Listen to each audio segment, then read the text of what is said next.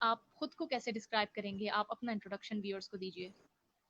मेरा इंट्रोडक्शन ये है कि मैं वक़्त के साथ अपने आप को चेंज करने की कोशिश करता रहता हूँ। यानी कि मैं स्टक कोशिश करता हूँ कि स्टक ना हो जाऊँ सिचुएशंस पर लाइफ़ में किसी भी जगह। तो मैं वक़्त के तकाज़ों को समझने की अब तक की लाइफ़ की बात कर रहा हूँ, कोशिश करता रहता हूँ और अपने आप को वक़्त के मुताबिक कुछ ना कुछ थोड़ा बहुत अपनी सकत के मुताबिक इन इन कॉन्टैक्ट रखने की कोशिश करता हूँ। बस यही मेरा तारुफ़ है। बहुत ज़बरदस्त माशाल्लाह। और ये सबसे अच्छी, इसको तो सेल्फ डेवलपमेंट ही कहते हैं कि जो इंसान खुद को हर वक़्त सुधार में लाने की कोशिश करता है, तो आई थिंक वो अपने ऊपर काम करे। वो सेल्फ लव भी कहा जा सकता है, आई थिंक सो। उन्हें उसे सेल्फ डेवलपमेंट भी कह सकते हैं या सेल्फ हेल्प भी कह सकते हैं। एम आई राइट? बिल्कुल ऐसा ही है। डेवलपमेंट का जो लफ्ज़ है इटसेल्फ वो यही मैसेज देता है कि एक ऑनगोइंग प्रोसेस है। जैसे लर्निंग है, अब लर्निंग में प्रेज़ेंट परफेक्ट टेंस नहीं है, प्रेज़ेंट कंटीन्यूअस टेंस है। बस सीखते चले जाइए, सिखाते चले जाइए। तो डेवलपमेंट भी बिल्कुल ऐसे ही है। हुँ। अच्छा, आपने माशाल्लाह आज तक इतनी इतनी अच्छी बातें की, इतनी इंस्पिरेशनल आपकी वीडियोस हैं, और आप खुद में एक मिसाल हैं, आपने आपको प्रूव किया। लेकिन जो डिसेबिलिटी है, उसके साथ रहते हुए आपने कैसे फेस किया, और कौन था बैकवर्ड पे, कि किन्होंने आपको इनकरेज किया कि आप नेवर गिव अप? थोड़ा सा इस बारे में बताइए। सारा ये कुछ अंदर से फैसला था जिसमें कि 2 चॉइसेस में से एक पर जाना था। या तो इस पर फ़ोकस रख सकता था कि क्या नहीं कर सकता, या फिर इस पर कि जो हासिल है, जो मौजूद है, मेरे पास जो है, उससे क्या-क्या कर सकता हूँ। तो ये जो सेकंड ऑप्शन है, इसको मैंने ऑप्ट किया उस वक़्त लाशऊरी तौर पे। शायद कुछ ऐसा भी है कि जब हम कहीं ज़रा स्टक हो जाते हैं, बेबस हो जाते हैं, तो फिर उस बेबसी में से एक प्यार जन्म लेता है। जब हम इंतहाई नाउम्मीद होते हैं, तो उसमें से कोई उम्मीद का दिया रोशन होता है। तो मुझे लगता है कि उस वक़्त की जब आवाज़ें माहौल की, जब इर्द-गिर्द की फ़ज़ा से इस तरह की फ़ील थी कि ये नहीं हो सकता, तो मेरे अंदर कहीं ये जो आवाज़ है, ये पैदा हुई कि अच्छा, वो तो नहीं हो सकता, फिर ये तो हो सकता है ना। हुँ, तो ठीक है जी। ज़िंदगी में कुछ जो कर सकने की सकत और ताकत और ख्वाहिश है, उसने जन्म लिया। और फिर आहिस्ता-आहिस्ता वो क्या है कि जब हम कोशिश करते हैं, जब हम चल पड़ते हैं, तो लोग भी फिर साथ देने ही लगते हैं। एग्जैक्टली अच्छा, आज का जो मेरा टॉपिक है वो मैंने रखा है इम्पोर्टेंस ऑफ मेंटल हेल्थ। इसमें बहुत सारी चीज़ें पूछने के लिए हैं। आप इसको किस तरीके से डिफाइन करेंगे? अपनी इस पे रोशनी डालिए थोड़ी सी। मैं 21 ईयर्स से विलिंग वेज के साथ काम कर रहा हूँ साइकोलॉजी और काउंसलिंग के फील्ड में। हमारी ऑर्गेनाइजेशन पाकिस्तान में लाहौर, कराची, मरी, इस्लामाबाद में सेंटर्स हैं। और पाकिस्तान और पाकिस्तान से बाहर बेशुमार लोग इसे जानते हैं। डॉक्टर सदाकत अली इस इदारे के सरबराह हैं। और रोज़ाना ही बेशुमार लोग पाकिस्तान से भी और दुनिया भर से राब्ता करते हैं और अपनी मेंटल हेल्थ के और जो मुख्तलिफ साइकेट्रिक प्रॉब्लम्स हैं वो शेयर करते हैं।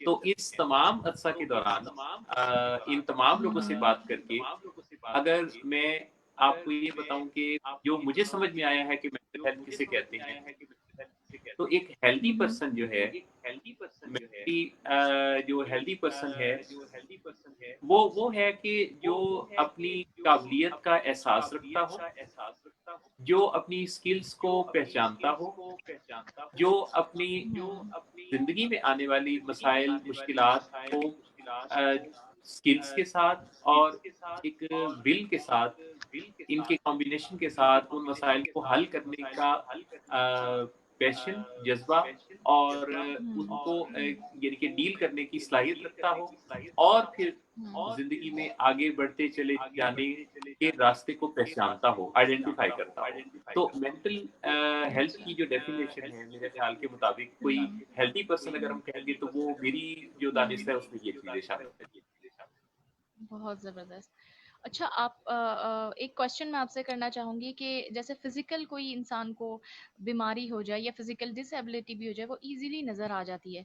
लेकिन मेंटल इश्यूज ऐसे होते हैं कि बज़ाहिर एक इंसान बिल्कुल हेल्दी नजर आता है, लेकिन अगर आप देख लें डिप्रेशन भी हो गया, एंजाइटी हो गई, या इमोशंस पे कंट्रोल नहीं पाना, या और भी मुख्तलिफ किस्म की चीज़ें होती हैं जिन मुझे तो इतनी मेडिकल नहीं आती, लेकिन उसके बारे में आपका क्या ख्याल है? वो कैसे एड्रेस किया जाए कि एक एक इंसान दिखने में बज़ाहिर तो बिल्कुल नॉर्मल है, लेकिन वो जो है इमोशनली या मेंटली स्ट्रांग नहीं है, या वो वीक है, या वो मरीज है, तो उसके लिए हमें क्या करना चाहिए? आप क्या एडवाइस करेंगे? अच्छा, सबसे बड़ा मसला इसमें ये भी है कि हम हम्म। इंसान जो बात कर सकते हैं, तो दूसरे हमसे तवक्को करते हैं कि हम अपनी तकलीफ खुद बताएँगे। पेट में दर्द होती है, हम बताते हैं पेट में दर्द है, तो घर वाले हमें किसी डॉक्टर के पास ले जाते हैं या हम खुद चले जाते हैं। तो जिस्मानी हम्म। तकलीफ़ें, फ़िज़िकल जो तकलीफ़ें हैं, उनके बारे में तो हम बात कर पाते हैं।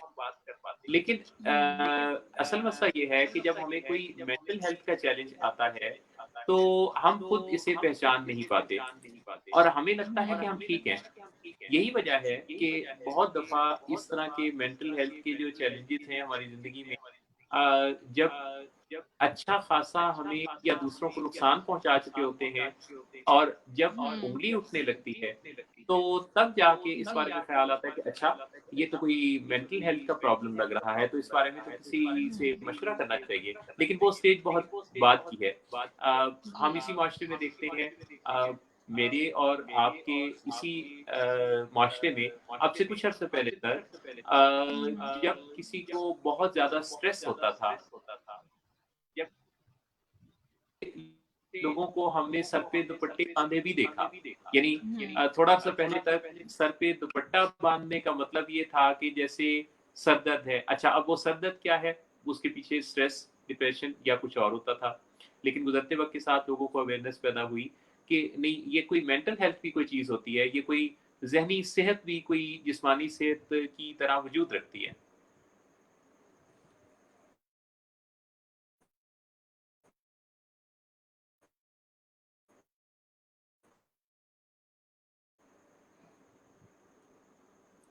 सुनो?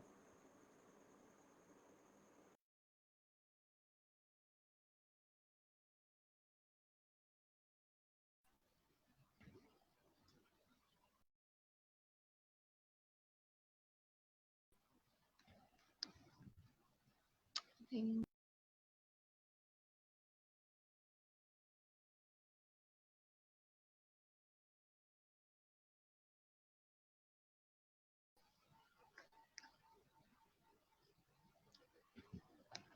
Um, we are going to connect him again. I think he will join me again. Just wait for a while. Mohsin Nawaz काफ़ी इंस्पिरेशनल पर्सनालिटी हैं, और या he is here, he has come again, so let's continue.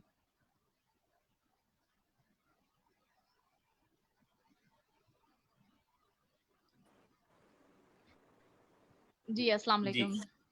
वालेकुम सलाम। जी, जी। Okay. अच्छा, मैं ये कह रही थी कि जो डिप्रेशन है, आजकल हुँ, इसका रेशो बहुत ज़्यादा बढ़ गया है, हर दूसरे शख्स को जो है डिप्रेशन हो रहा है।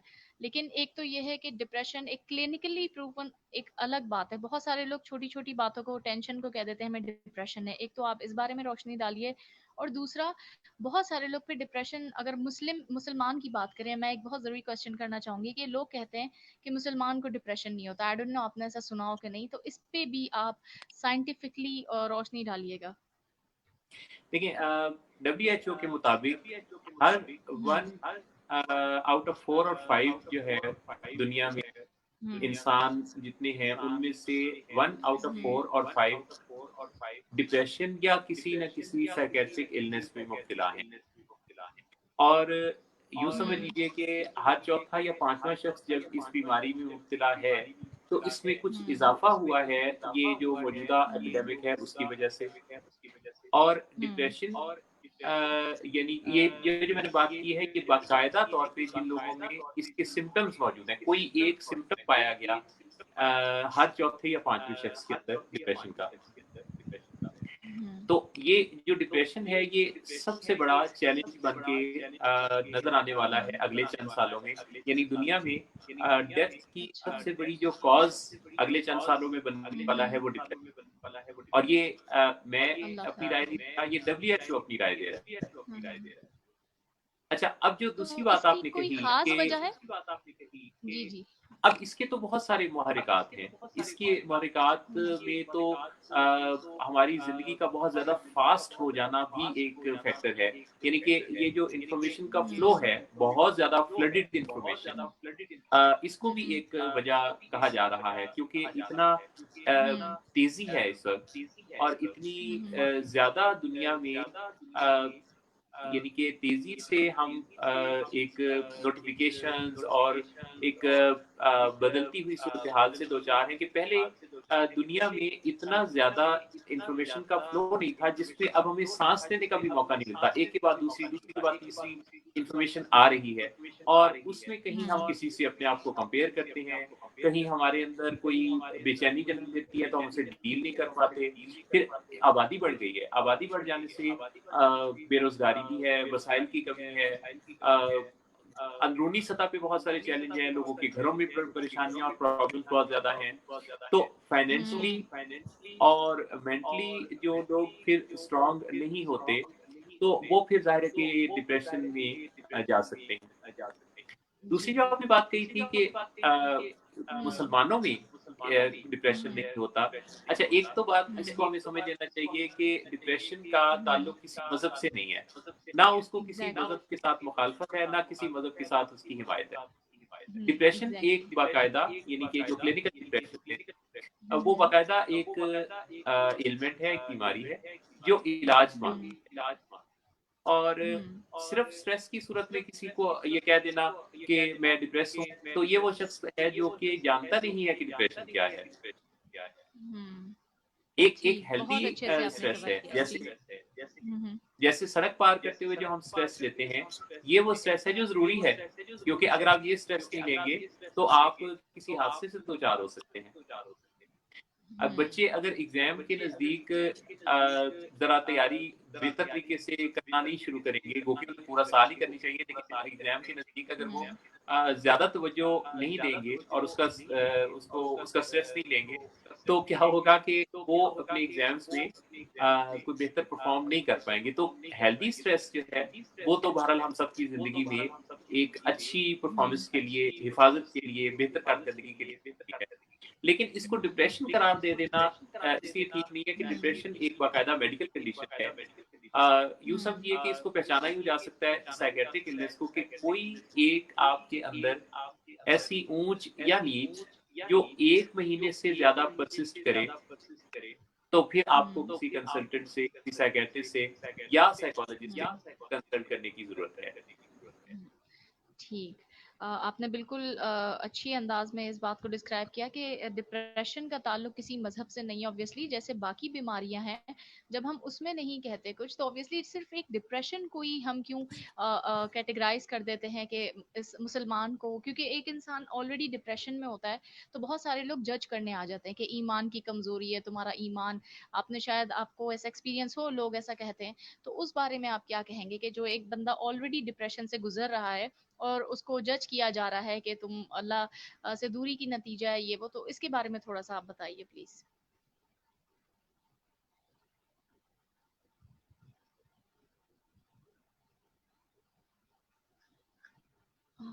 Hello can you listen me sir? आपकी आवाज़ नहीं आ रही, आपकी आवाज़ नहीं आ रही। आई थिंक सर की तरफ से थोड़ा-सा जो है नेट इश्यू है he will join me again so let's wait for him. Anyways, we are talking about mental health and importance of mental health. So and back let's जी, discuss. Okay good. अच्छा sir आप अपना mic पहले I think आपकी mic से शायद eco आ रही थी। आप अपना माइक थोड़ा सेट कर लें और फिर आवाज़ बंद हो गई थी। तो अच्छा, वो दरमियान फिर में हम मुझे एक इंशाल्लाह कॉल की इंटरप्शन थी, जिस वजह से ऐसा हुआ। अच्छा, अच्छा। It's okay, no problem. अच्छा, आपने मेरा क्वेश्चन अ, सुना ना लास्ट? जी, जी, बिल्कुल कि ये ईमान की कमज़ोरी की वज़ह से जो है वो जी, डिप्रेशन जज पैदा होता किया है। जाता है, जज किया जाता है। हुँ, जज किया जाता है। अच्छा, उसमें जो है चूँकि आम तौर पे ये समझा जाता है, लोगों के ज़हन में ये है कि परेशान होना या मायूसी जो है, ये दरअसल बात यहाँ से जन्म लेती है कि मायूसी गुनाह है। तो हाँ, इसलिए बिल्कुल। समझा जाता है कि जो मायूस है फिर वो गुनहगार है। अच्छा, एग्ज़ैक्टली। हालाँकि इसके पीछे कुछ केमिकल्स का काम है, यानी कि कुछ केमिकल्स हैं जिनका बैलेंस जब आउट होता है और जब कोई ख़ास केमिकल जैसे सेरोटोनिन है वो जब डाउन चला जाता है तो और कुछ केमिकल्स हैं जो अप होते हैं, कुछ डाउन होते हैं, कुछ दाएँ होते हैं, कुछ बाएँ होते हैं, तो ये तवाज़ुन जिसे आप ज़हनी तवाज़ुन कहते हैं, वो बिगड़ता है। तो ब्रेन केमिस्ट्री को थोड़ा जान लेना ज़रूरी है कि ये जो हमारे केमिकल्स हैं, इनके ऊँच-नीच से हमारे क्या रवैयों पर असर पड़ता है। मसलन कोई शख्स अगर ज़ारो-कतार रोता है, तो ये भी है कि उसके ब्रेन केमिस्ट्री को अगर आप किसी मशीन से चेक कर सकें, तो कोई एक केमिकल है जो डाउन है। कोई छलांगे लगा रहा है, तो कोई केमिकल है जो अप है। कोई गुस्से से नाक मुँह चढ़ा रहा है, तो इसका कोई केमिकल दाएँ है। और कोई अगर जो है वो किसी फ़िक्र परेशानी में है या किसी पर बहुत जान-निसार कर रहा है और उसे बहुत प्यार की फ़ीलिंग आ रही है, तो ये भी कोई केमिकल है। तो इस चीज़ को जब हम समझते हैं, तो फिर हम इन वाहिमों से निकल आते हैं। हुँ। अच्छा। अब एक इंसान एक शख्स को प्रूफ हो गया, क्लिनिकली प्रूवन हो गया कि उसको डिप्रेशन है, तो उसमें फैमिली का क्या रोल होना चाहिए और उसको कैसे ट्रीट करना चाहिए और कितना टाइम पीरियड लगता है इसके इलाज के लिए?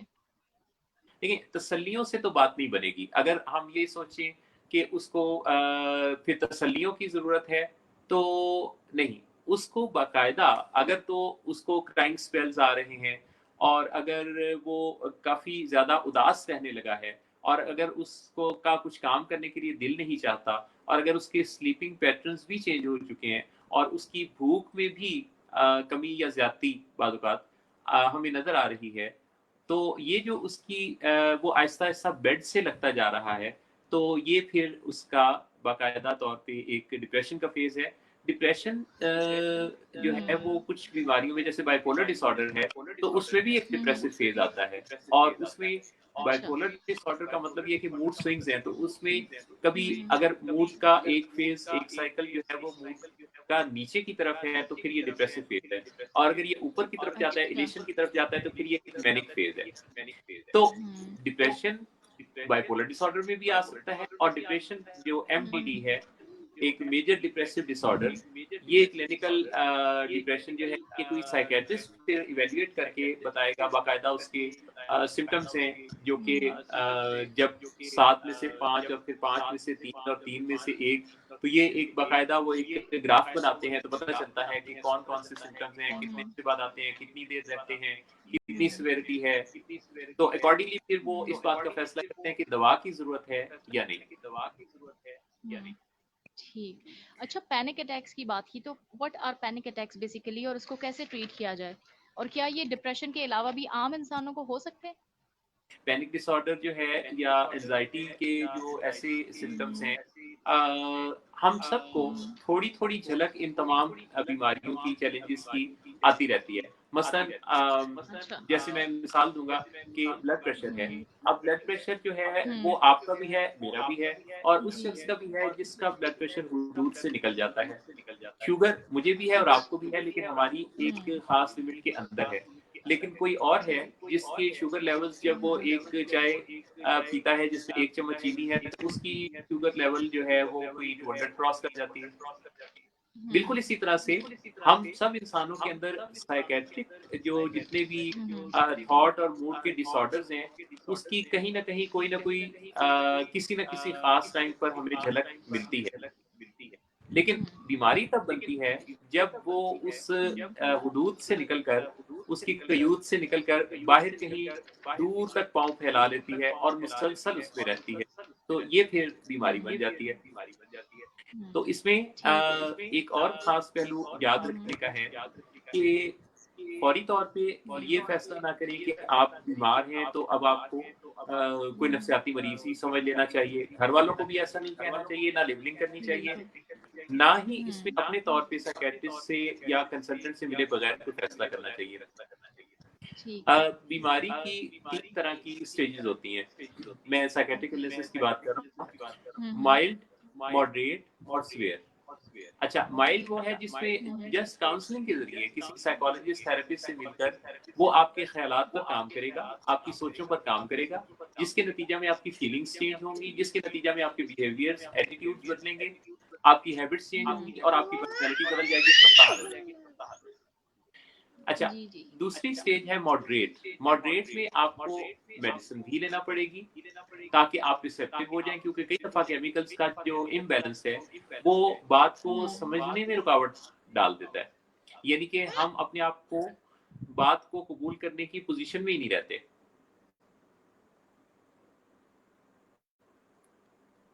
मेरा डिस्कनेक्ट हुआ सर। सर आपकी आवाज रुक गई है, स्लो हो गई है आपकी आवाज। अभी अभी आप मुझे सुन पा रही हैं? जी अब सुन पा रही हूँ, ठीक है आप कंटिन्यू अच्छा, करें। तो मॉडरेट हो गया वो जिसमें मेडिसिन की भी ज़रूरत है और काउंसलिंग की भी ज़रूरत है, और सीवियर वो है जिसमें ठीक है। कई दफ़ा ऐसे लोगों को फिर हॉस्पिटलाइज़ करने की ज़रूरत भी पड़ती है। तो माइल्ड, ओके। मॉडरेट और सीवियर तीनों स्टेजेस में बहरहाल काउंसलिंग की ज़रूरत तो रहेगी। यानी कि काउंसलिंग का अच्छा। रोल रहेगा। किसी में सिर्फ़ काउंसलिंग से बात बन जाएगी, किसी में दवा शामिल होगी और किसी सीवियर स्टेज पर पेशेंट को हॉस्पिटलाइज़ होने की ज़रूरत भी पड़ सकती है, वो कोई बहुत अगली स्टेज है।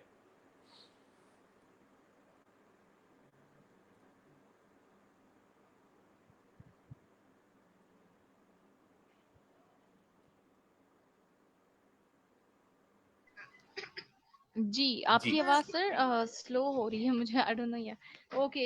अच्छा मेरा नेक्स्ट क्वेश्चन है कि जी। अक्सर औक़ात हम अपने इमोशंस पे कंट्रोल नहीं कर पाते।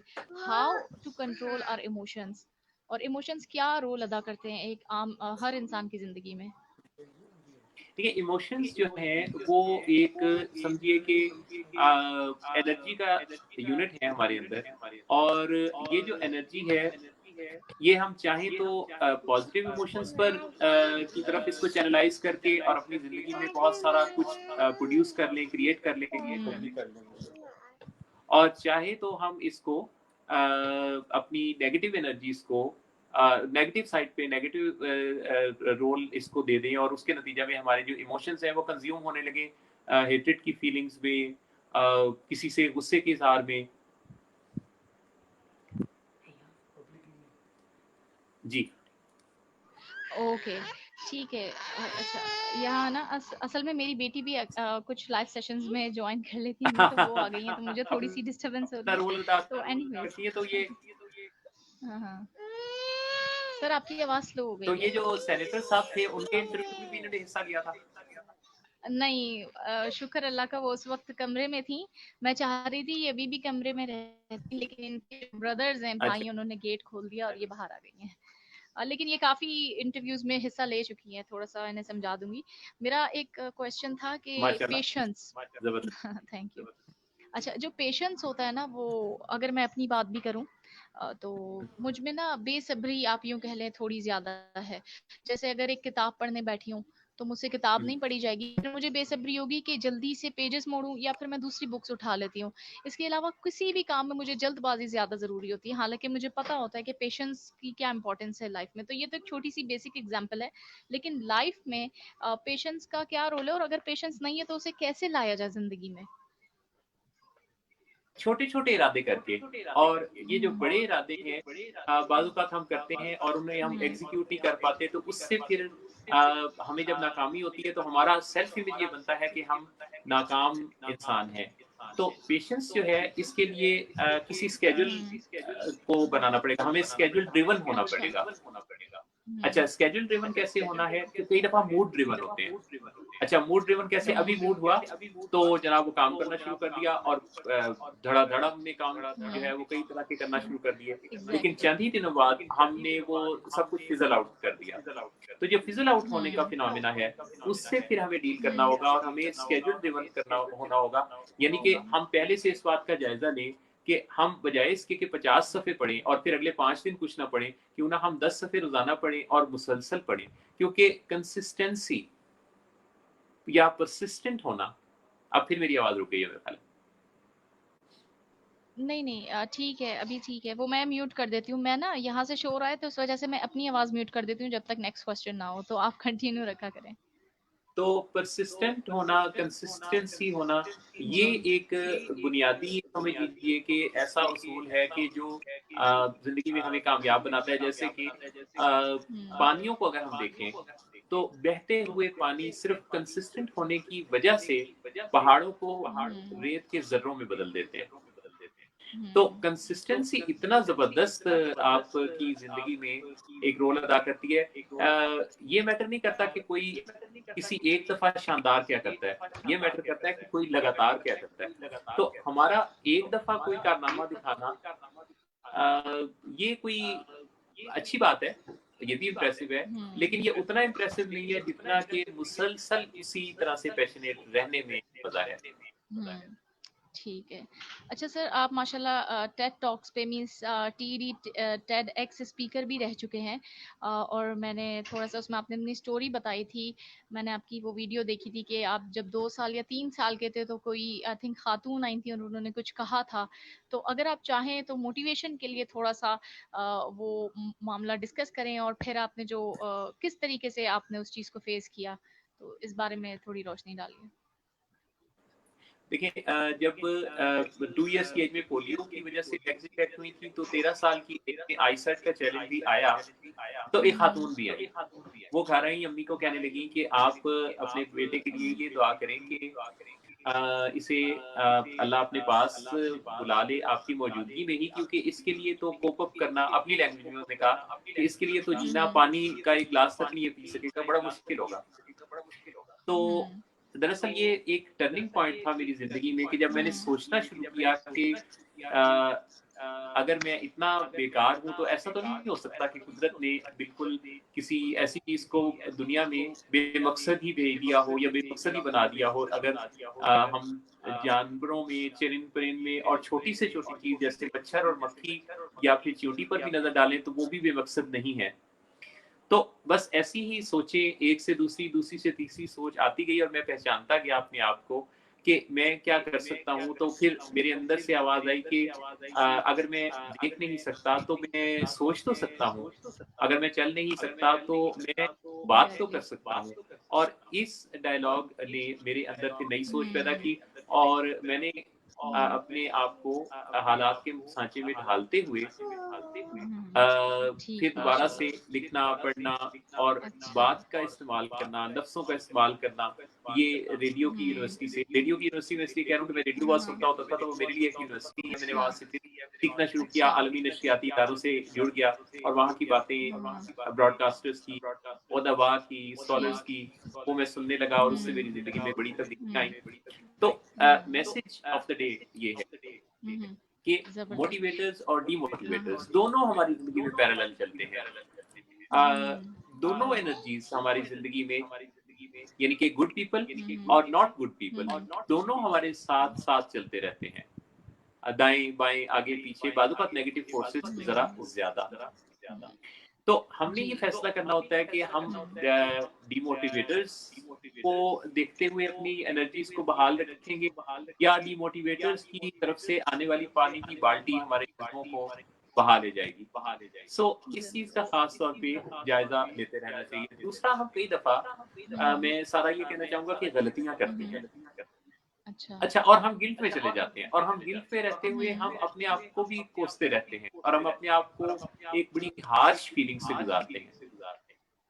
गलती का पहली दफा होना कोई गलती नहीं, गलती का पहली दफा होना जस्ट एक गलती है।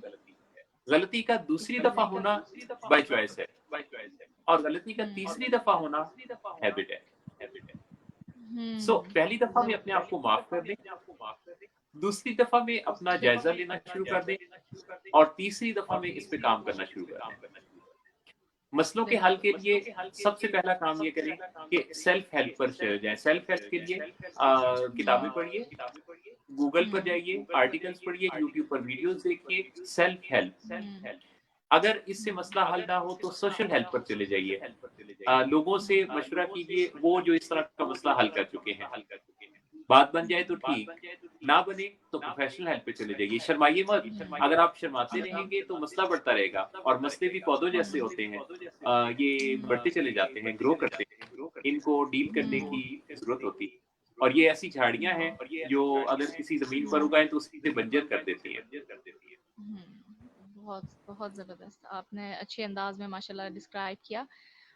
ना सिर्फ आप मोटिवेशनल या इंस्पिरेशनल पर्सनालिटी हैं, बल्कि माशाल्लाह बेहतरीन फादर भी हैं। ऑब्वियसली आपके जो बेटे, थोड़ा सा आप उनके बारे में खुद इंट्रोडक्शन दें कि वो, आप उनके बारे में अब कैसा महसूस करते हैं और आपकी अपब्रिंगिंग ने उनको माशाल्लाह इस काबिल बनाया है। अली अहमद अवान और सलमान अहमद अवान माशाल्लाह दोनों ही अपनी अपनी जो स्किल्स हैं उसका बड़ा अच्छा इस्तेमाल, तसल्ली बख्श इस्तेमाल कर रहे हैं। ग्रोइंग एज है और अपनी स्किल्स पर वो काम कर रहे हैं। दोनों ने बात करना शुरू कर दी है और दोनों अपनी बात दूसरों तक पहुंचाने के प्रोसेस को भी अच्छा समझते हैं।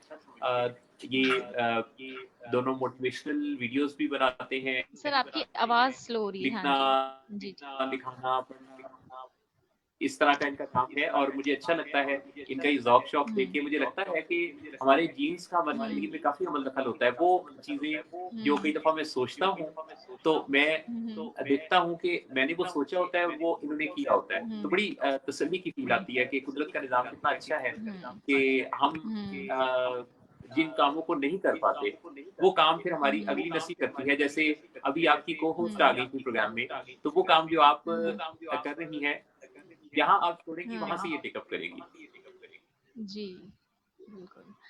तो हमारी अच्छा, जो नस्ल है, हाँ, अगली हाँ, नस्ल, जी। नई नस्ल, नई रोशनी। बिल्कुल, एग्ज़ैक्टली। अच्छा, मैं आपको एक मज़े की बात बताऊँ, कि आपको मैं पर्सनली आपकी पहचान से जानती थी माशाल्लाह, जैसे कि आपको तारुफ़ की ज़रूरत नहीं है। मैं आपको आपकी पहचान से रेडियो एंड टीवी होस्ट की हैसियत से जानती थी, और जो अली अहमद अवान है ना, वो ऑब्वियसली इस मुल्क का जी, जी। फ्यूचर है, सलमान और अली। तो अब जो है ना उनकी वीडियोस में यू वोंट बिलीव इट बहुत ज़्यादा देखती हूँ, उनके जो बुक रिव्यूज़ होते हैं। सो मुझे बड़ा अच्छा लगता है और मैं बहुत खुश होती हूँ ऐसे नौजवानों को देख के। तो मेरी कोशिश थी कि मैं उन्हें अपने शो में इनवाइट करूँ, और मैंने अप्रोच करने की कोशिश की, लेकिन ऑब्वियसली एक्सेसिबल नहीं थे। लेकिन कुदरत का और लॉ ऑफ अट्रैक्शन का कानून बताऊं, मैंने उनकी वही बात, उनकी एक वीडियो थी लॉ ऑफ अट्रैक्शन पे, बताई थी उन्होंने कि जिस चीज के लिए जी, जी। आप सोच लेते हो तो कुदरत खुद आपके लिए रास्ते खोल देती है। मुझे मुझे बिल्कुल नहीं पता था कि आपसे इंटरव्यू होना, और आप जो है माशाल्लाह उनके फादर, तो ये लॉ ऑफ अट्रैक्शन का था जिन्होंने कनेक्शन बनाया। And I am really glad कि मैं उनसे इतना इंस्पायर थी, लेकिन आप माशाल्लाह से, ऑब्वियसली आपकी तरबियत, आपकी ट्रेनिंग, आप एक रोल मॉडल हैं, और तो आपकी वजह से ही वो ऐसे हैं। और बिल्कुल आपके अंदाज में और उनके अंदाज में मुझे बहुत ज़्यादा सिमिलैरिटी नज़र आ रही है, पोलाइट वे में, बिल्कुल वैसे ही वे ऑफ टॉकिंग है आप दोनों का। इनकी तो अम्मी का भी आई हाईली इनकी ज़िंदगी में बहुत अच्छा रोल है। इनकी जो अच्छा। वालिदा हैं, यानी मारिया मारिया का प्रोग्राम जी भी जी। कर रही हैं, और वो भी इनकी ग्रूमिंग में बड़ा ज़बरदस्त रोल माशाल्लाह अदा कर रही हैं। तो हम अगर देखा जाए तो इसमें इन दोनों बच्चों की जो ग्रोथ है, उसमें एक फैक्टर जो मैं चाहूँगा कि अगर कोई एक फैमिली भी अगर इस बात को अपना ले या समझ ले, तो बड़ा फ़ायदा हो जाएगा कि क्लोज़ कनेक्शन बनाएँ। क्योंकि कनेक्शन बनाए बगैर करेक्शन नहीं हो सकती। अगर आपस में इन कॉन्टैक्ट रहेंगे, मैं ऐसे वालिदैन को जानता हूँ जो काफ़ी-काफ़ी दिनों तक अपने बच्चों से खुलकर बात नहीं कर पाते, मौका नहीं मिलता, टाइम नहीं होता और वो दूसरी मसरूफियात में रहते हैं। तो वक़्त ज़रूर दें। अच्छा, आप ये भी कर सकते हैं कि वो और आप अपना-अपना काम जारी रखें, लेकिन कम से कम छत एक हो, एक जगह बैठे हों। उसमें कहीं न कहीं बात का मौका बन ही जाता है। लेकिन अगर हम फासले रखेंगे, तो वैसे तो इस वक़्त फासले रखने का कहा गया है फिज़िकल डिस्टेंस, लेकिन ये जो फासला होता है, ये कई दफ़ा ऐसे फैसले भी हमसे करवा देता है कि जिसके बाद फिर हमारी ज़िंदगी जो है वो बेनूर हो जाती है और हम ढूँढते रहते हैं अपने उन प्यारों को जो किसी दूसरे देश जा बसे होते हैं। जिन बच्चों मैंने मैंने ऐसी माँओं को सुना सारा, अच्छा। जो कि ये कहती थीं कि बचपन में बच्चों की किलकारियों से जिस तरह उनका घर खूबसूरत को रौनक होता था और जिनको वो चुप कराती थी और वो कहती थी कि शोर मत करो, अब वो उसी शोर के लिए तरसती हैं क्योंकि उन बच्चों ने बड़े होकर जाकर किसी और मुल्क में डेरा डाल लिया है और वो कभी-कभी फ़ोन पर अपनी अम्मी से बात करते हैं। तो अब वो उस शोर को, उन शरारतों को अपनी चारदीवारी में कहीं ढूँढती फिरती हैं। तो ये जो आपके घर का माहौल है, ये बहुत ज़्यादा असरअंदाज़ होता है बच्चों की ग्रोथ पर, उनकी ज़हनी नशो-नुमा पर। सो आपस में जितना ज़्यादा ज़हनी तौर पे करीब हो जाए, वो मैं कहा करता हूँ कि कोविड-19 ने क्या काम किया कि फिज़िकल डिस्टेंस की बात की। जबकि इससे पहले कोविड-92 ने हमें ज़हनी तौर पे जुदा कर दिया था। अब कोई सोचेगा कि कोविड-92 क्या है?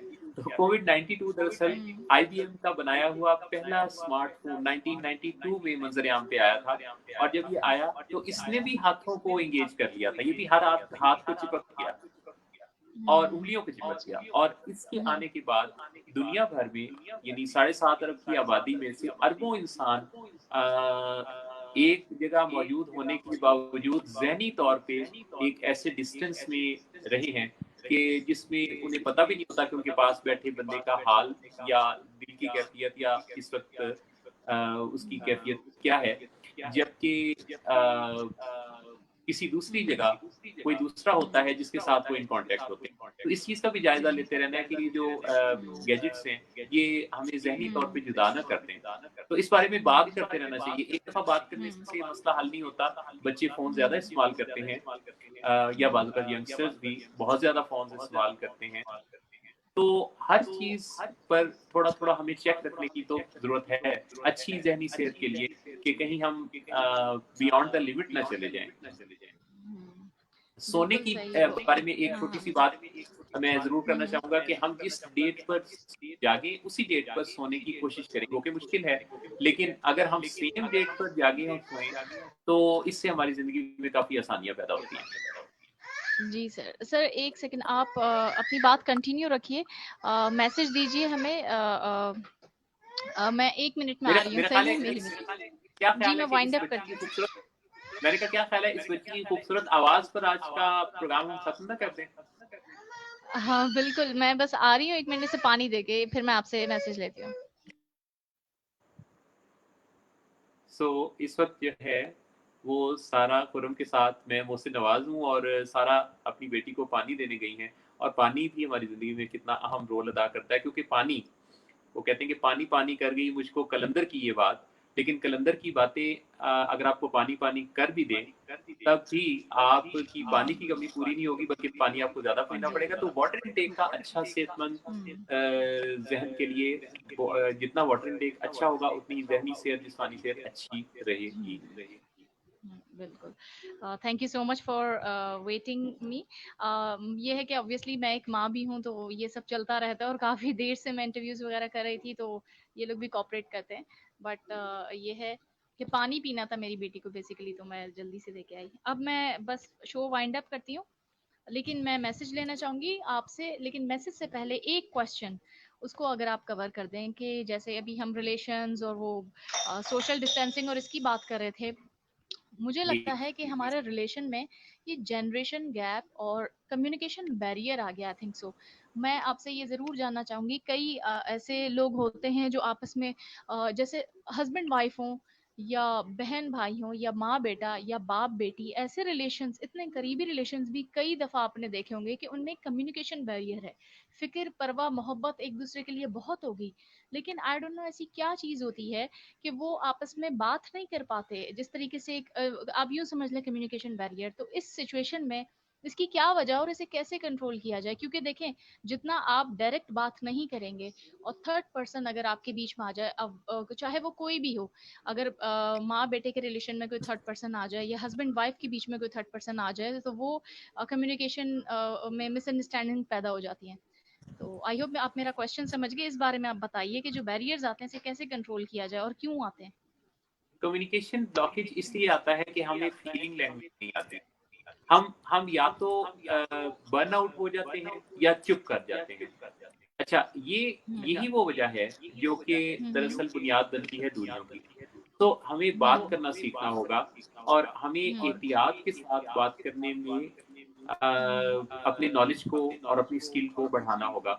बाज़ औक़ात हम डर के मारे बात नहीं करते कि हम बात करेंगे तो दूसरे से ताल्लुक मज़ीद ख़राब होगा। हालाँकि बात करने से रंजिश जो है वो ब्रिज होती है, एग्जैक्टली दूर होती है, लेकिन एकदम से नहीं होती।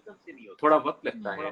बात करने का हुनर अगर हम सीख लें, तो मुश्किल से मुश्किल बात भी की जा सकती है। इवन यहाँ तक कि अगर जैसे हस्बैंड वाइफ की बात की या बहन-भाई की या किसी भी रिश्ते में 2 अफ़राद के दरमियान अगर रिश्ते को बेहतर बनाने की कोशिश दोनों में से कोई एक भी करे, तो सफ़र शुरू हो जाता है, ताल्लुक बहाल हो सकता है। दोबारा कम्युनिकेशन पहले जैसी या उससे भी बेहतर हो सकती है। इसी तरह झगड़ने के लिए दोनों का राज़ी होना ज़रूरी है। उस हद तक झगड़ा नहीं हो सकता जब तक दोनों पार्टियाँ ना चाहें। बिल्कुल। अच्छा, जब भी कोई मसला पैदा होगा, तो हम आमतौर पे दूसरे को कसूरवार ठहराते हैं। हालाँकि उसमें 1% 2% या 5% कुछ थोड़ा-सा ही सही हमारा रोल भी ज़रूर होता है। हम कहते हैं कि सारे लोग जो हैं वो झूठ बोलते हैं। हम दूसरों को कई दफ़ा ज़्यादातर जुमला जो बोला जाता है कि दूसरे पता नहीं झूठ क्यों बोलते हैं। क्योंकि हमारा ख़्याल अपने बारे में ये होता है कि हम झूठ नहीं बोलते। हम डिनायल में रहते हैं, हम अपनी बातों को कबूल नहीं कर पाते, देख नहीं पाते। सो सबसे पहले अपने ऊपर काम करना अ, अपने ऊपर जब आप वर्क करते हैं, तो आप सोचना भी शुरू करते हैं क्योंकि हमारी जो सोचें बनती हैं ना, वो एक्चुअली रिएक्टिव अप्रोच के साथ बनती हैं। तो हमें ये देखना चाहिए कि हम जो सोचते हैं, क्या हमें वो सोचना चाहिए?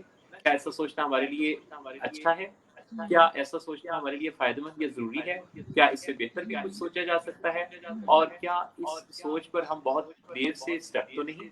अगर हम अपनी सोचों को इस तरह से क्वेश्चन करना शुरू करें, तो हमारी सोचें बदलने लगती हैं और फिर हम साइलेंस या वायलेंस में से निकलकर बात करने के हुनर की तरफ आते हैं। बात करना ना आता हो तो बात करने वाले लोगों को हम सुन सकते हैं, जो कि अपनी बात बड़े अच्छे से पहुँचाते हैं दूसरों को और अगर ये भी ना हो सके, तो फिर हम किसी से पूछ लें कि फिर हम बात कैसे करें? तो बात करना जब हम सीख पाएँगे, तो फिर हम कम्युनिकेशन को भी ब्रिज कर पाएँगे।